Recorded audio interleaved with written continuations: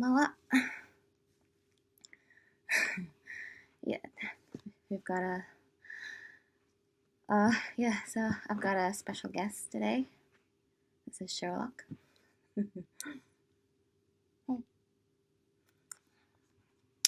Yeah, so today I thought I would share a little bit about my past today.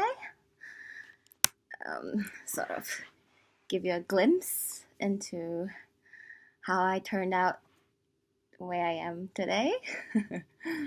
I mean, not that I plan to maintain this personality, right? I mean, I actually don't believe in such a thing as people having one absolute personality their entire lives. The way I see it, it's why I anchor myself to certain ways of thinking, right? For example, like food preferences or romantic preferences, the way you interact with people, if you're extrovert or introvert, the way you feel about religion. I mean, there's so many things out there for us to discover, right? Why should why should we limit our freedom, right? But anyway, that's a whole different topic from today that I'm not gonna go into. So as stated in the title, I am going to be talking about my childhood, specifically how I think I had a privileged childhood and the reasons for why I feel that way. And when I say privilege, you must be thinking that I come from a wealthy family. I had a good family background. I had good higher education. I got everything I asked for as a kid. I went to private school, etc., etc. I mean, yes, I am privileged in that sense, right? And I'm thankful for that. No doubt about it. But what I'm going to talk about today is more towards something I feel is more important, something that I'm more grateful for, right? Which I think is the true privilege that made me the way I am today. So, jumping straight into it, the first true privilege that I think I had growing up as a kid was that I got to experience love and affection in abundance. In general, our family wasn't really shy about showing affection. I saw my parents hold hands, I saw them hug, I saw them kiss. We would say goodnight before we go to bed. We would say I love you until it sort of became a habit, and we still practice it even until now. We have no problems saying the words I love you, right? And I really do believe that as kids, we're kind of like blank slates, right? I like to think of it as kids being new computers, right? With no programs, no apps, nothing installed in them. And that's when we're actually the most sensitive to our surroundings, when we would tend to learn and sort of install all sorts of habits and behaviors that we observe from our surroundings and from the people around us, which in most cases would be our parents, I suppose, or in my case at least. So from observing how openly affectionate my parents were towards each other and towards me and my sister, for example, like they would hold my hand when crossing the road. They would pick me up when I was exhausted. They would tickle me to make me laugh. Massage my head when I said I had a headache, or rub ointment on my mosquito bites, or even just simply just pushing the hair out of my face just so they can admire my peaceful sleeping face. I know you do that, Mom. So I'm grateful that I got to see how my parents showed love in this sort of different forms of affectionate behavior. And I think from that I learned how to give and accept affection without shame, right? Because I know a lot of people they tend to say that they're not affectionate people when It's not that they're not affectionate, it's just they never learned how to be affectionate, right? They could be affectionate. It's not like they're incapable of being affectionate. Yeah. And I do appreciate the benefits of skinship, right? I think it's good for the soul as humans. So yeah, that's one point. Second point why I think I had a privileged childhood was because I had parents who understood that they need to put their needs aside in order to accommodate mine, right, from time to time, and also did not develop any feelings of resentment for doing so. At least, not much, I hope. I mean, if you think about it, as kids, we're kind of useless, right? Like, literally, we were too small to drive, we're too weak to fend off attackers, we're too ignorant to solve problems by ourselves. And as parents, their jobs, in a sense, are to make sure that us, as this useless creature, grow up into this fully functioning adult that can be part of society. For example, my mom sometimes had to take me to her office, when I had no one to take care of me. She would basically give me some crayons, some pen and paper, a couple of books to keep me occupied, while she had to work. And I know it was not easy for her, like, because I've taken care of puppies before, back when I was doing doggy daycare, and they're essentially the same thing as kids, right? They're super unpredictable, super curious. Like, you never know what kind of trouble they're going to be up to. Yeah, and you just can't focus on doing much else that doesn't involve keeping your eye on them, right?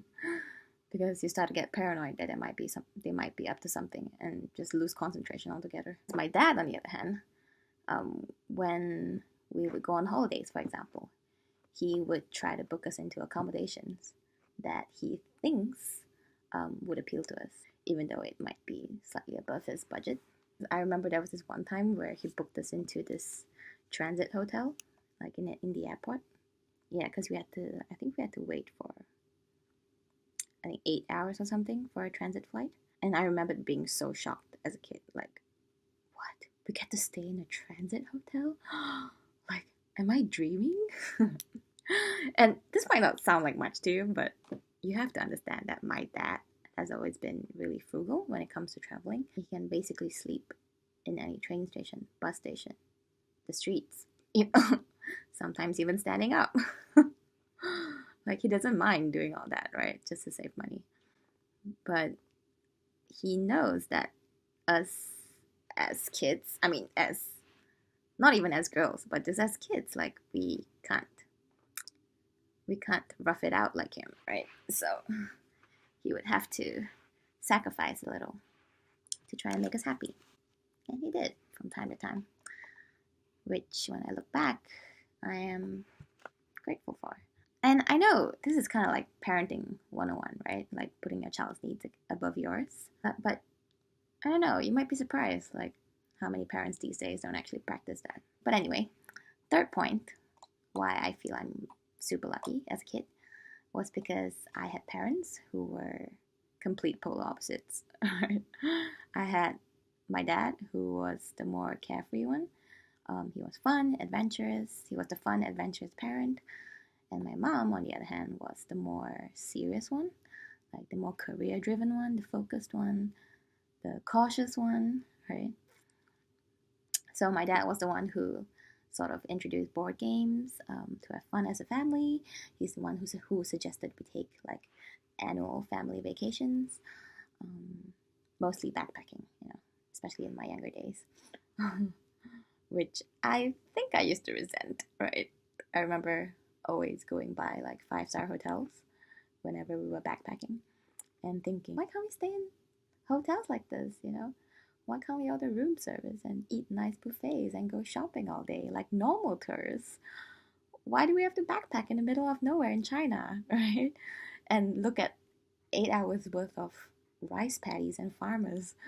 Why do we have to stay in tents in the middle of the Sahara and eat nothing but lentils? But now when I look back at it, um, I'm really grateful for those experiences, right? Because not many people get to have them, and and the different kinds of people that I sort of interacted with throughout those experiences, the different faces, different um, mannerisms, the way of speaking, language, lifestyles that I was exposed to as a kid. It actually helped, widen my view of the world. Like it's not just bounded by my immediate environment back home, where it's just usually friends, family, relatives, neighbors, school teachers, and fellow students. I think it kind of subconsciously helped me become more accepting of other cultures and yeah, just relating to different people in general, I suppose. Also, my dad had this like huge database of general knowledge stored in his head, um, where he would used to know everything from history, geography, mythology, um, what's the longest river in the world, River Nile. What's the name of the guy who conquered this so called land? He knew a lot.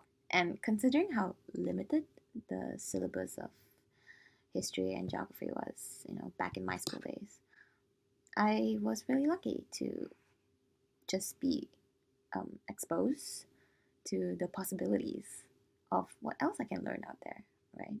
Besides the stuff in my textbooks. Whereas on the other hand, my mom was the more cautious one. She's the one who would always worry about our well being as a family, if we were financially okay as a family. And, you know, she was the one who was constantly making sure that my needs were met.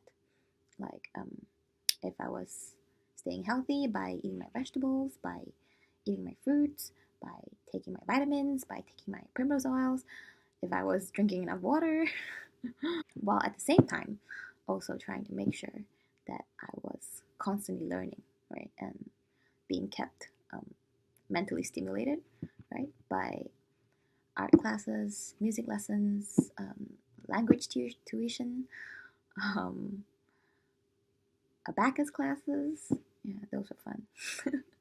uh, Creative writing workshops, and she would also buy us really good children books, the stuff that really instilled our reading habits, I think. Um, Good books like Enid Blyton, that was a good one. What do you call it? Roald Dahl, Peter and Jane series, Harry Potter series. She'd also be the one to take me shopping and teaching me how to save money by not getting me what I wanted. Yeah, I mean the stuff that I wanted but actually don't need, right? And of course, tolerating my cold tantrums and sulky faces after that. Because true enough, I totally forgot about it once I got home and either start flipping through my Pokedex book to study more Pokemon or play with my Barbie dolls, right? Depending on which phase of childhood I was at. So, another true privilege that I had growing up was that I had parents who were on neither extreme side of the self esteem pole. And what do I mean by this is that they didn't think that they were the perfect parents, right? That I should um, model after. They didn't expect me to follow their every instruction, because they want me to achieve success or high status like they did. Nor were they on the other end of the totem, where they would think they're horrible parents and so would try to please me by giving me whatever I wanted, right? Without questions, because they were so afraid of disappointing me. They were neither of those. They were just wonderfully normal and ordinary. They were parents who encouraged my own interest, encouraged my own thinking to solve problems. And yeah, now that I think about it, they were just encouraging parents. They would say things like, oh, it's okay, you can try again next time, when I lost a competition, or, it's okay, you can study harder next time, right? When I was, freaking out that I would flunk a test, which I think turned out really well for me because you know how as kids we tend to always question our parents' opinions, whether we like it or not. It's kind of like a to keep ourselves sane, right? It's like a balance thing. So the fact that my parents were so encouraging, I guess I had to grow up thinking, am I really that great? Just to balance it out, which I think turned out to be a good thing because it kind of built up this mentality in me where I'm always questioning if I'm in the right, or if what I'm doing is right or wrong, and becoming more open to suggestions from other people, as opposed to someone who has been, criticized their entire lives. They would be thinking, "Am I really that bad?" Right? And if they grew up with that mentality and bring that attitude into adulthood, um, I would imagine it would bring some problems to them, especially in the workplace. For example, if someone, or let's say their boss, expresses a different opinion from them, it would be kind of hard. Like it would be harder for them to accept other people's opinions. It's like a way for them to defend themselves, right? They grew up being told that they are never good enough, and so they have to build up this self-defense system where they had to constantly tell themselves that they were good enough. So yes, I was lucky that I had encouraging parents. So yeah, there you have it. My life story, and also kind of my personal definition of true privilege. So I guess everything that I mentioned previously is more about emotional privilege, which I would go so far as to say it's probably more rare nowadays than having lots of money or like really high status in society. I mean, sure, I didn't grow up dirt poor, right? Where my family had to constantly worry about feeding their starving children or thinking about how they're gonna properly send us to school, which is why money is important, right? But having money in itself is nothing. It's more of a curse than a privilege if you don't pair the privilege of having money with um, the privilege of being emotionally supported as a kid. My dad always used to say repeatedly, when we were kids, we are not rich in wealth, but rich in knowledge and love. And we would all nod our heads in agreement, even though we've heard it 1,000 times. Yeah, so don't worry about it if you have a kid right now and you don't know if you can earn enough money to send them to university, or that they'll grow up to be smart enough to be a doctor, a lawyer, or a dentist. But what I guess what you need to worry about is more on how you can show them your unconditional love. Show them that you will love them no matter what, right? So that they can learn that sort of behavior and bring it into their adulthood, which will definitely serve them well, I think. And also, you yeah, that you will love them by encouraging them even when they fail, and inspire them by sharing knowledge and exposing them to new environment. Doesn't have to be fancy holidays, in some luxurious European resort of some sort. It could even just be a weekend trip to the park or to nature. Bring them to the playgrounds, bring them to a market to meet different sorts of people. I guess basically just show them a good example of how to be compassionate, how to have courage, how to be selfless. Yeah, just how to be a good human being, I suppose, in general. So yeah, I guess that's about it for today. Hope this got you to think about how you might have been privileged in your childhood as well. Because um, I'm sure everyone can find something. that they can be grateful for. Yeah. Thanks again for watching, and see you in the next video. Janet.